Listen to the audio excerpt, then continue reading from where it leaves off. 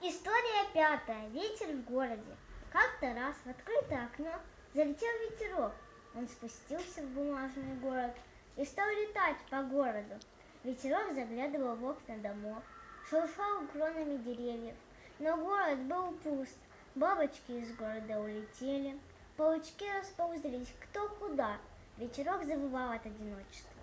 Улечу из скучного города. Ой, я запутался в листьях дерева. Наверное, городу скучно одному, раз он меня не отпускает. Да здесь красивая голубая паутинка. Наверное, ее оставил голубой паучок.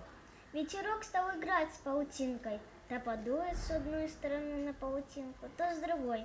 Нити паутинки то натягивались, то ослабевали. И зазвучала дивная мелодия. Это нити паутинки запели от дуновения ветерка. Мелодия звучала все громче и громче.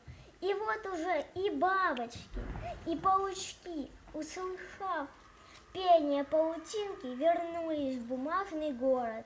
Бабочки кружились над городом, а паучки качались на паутинках. Всем стало весело, и никто не захотел покидать бумажный город.